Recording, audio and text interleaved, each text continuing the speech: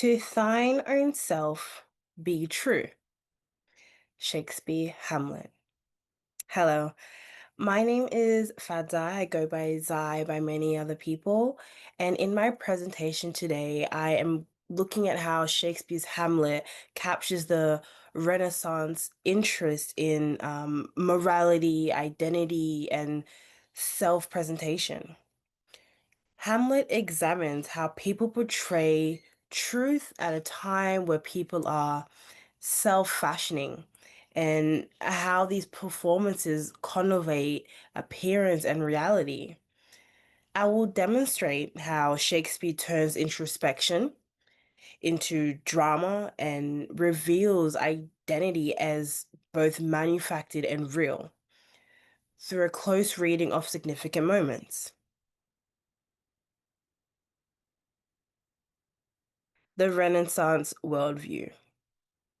So the Renaissance encouraged individuality and human reason, but it also pushed for societal conformity.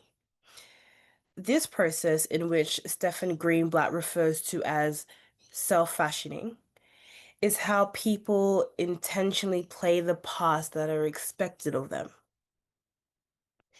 This society of masks and performances, where appearance and truth are in a continual conflict, is reflected in Hamlet. Every character in Aizonor, including Ophelia, Cornelius, and Claudius, is playing a part. Shakespeare, he challenges the audience to consider if selfhood is a genuine concept or only a performance. Seems, madam. Nay, it is. I know not seems. Hamlet's struggle is summed up in this statement alone. He maintains that his grief is genuine even after Gertrude advises him to stop. He expresses his annoyance with flimsy emotion by using the word seems often. Shakespeare, he presents that self as both invisible and visible in this instance, which is a Renaissance contradiction. Despite living in a world of masks, Hamlet always seeks the truth.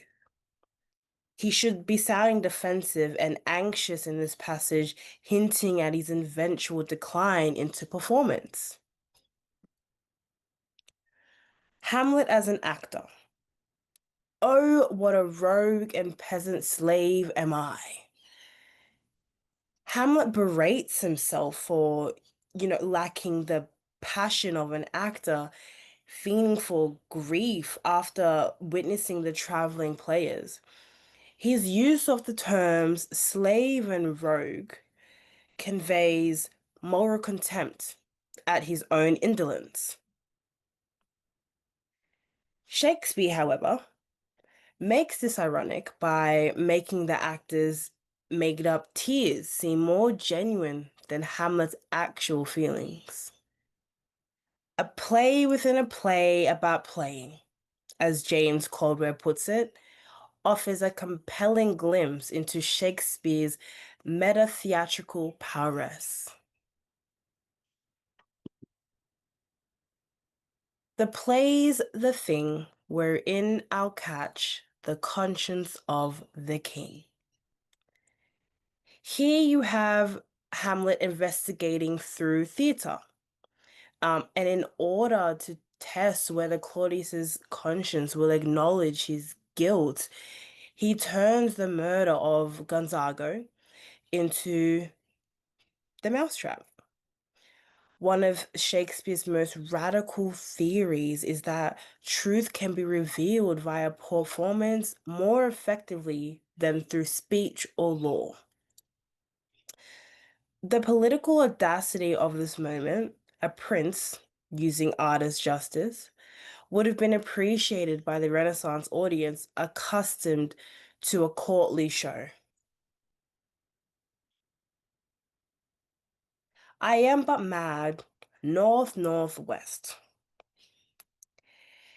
Intellectual theater is what Hamlet's madness is, a front to deceive his adversaries.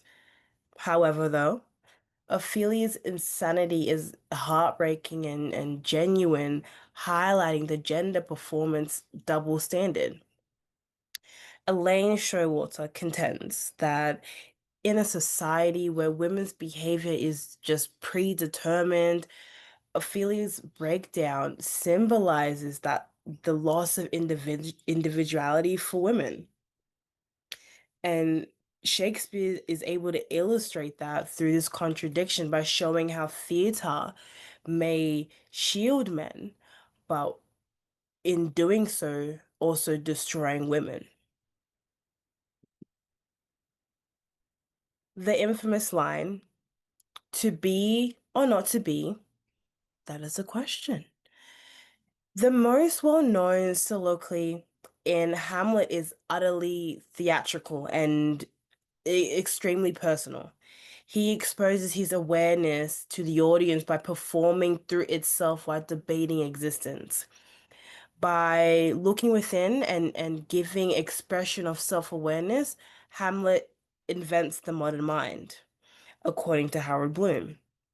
Hamlet, he embodies Renaissance humanism by balancing emotion and reason through his performance of introspection. The readiness is all. By the end, Hamlet has found peace through acceptance rather than action. Spiritual maturity, an end to disguise, is reflected in his remark, the readiness is all. At last, he gives up seeking retribution and finally accepts that death is inevitable. He achieves the Renaissance ideal of moral balance by not acting. He also becomes real in the sense. The conflict that's between performance and authenticity during the Renaissance is encapsulated in Hamlet.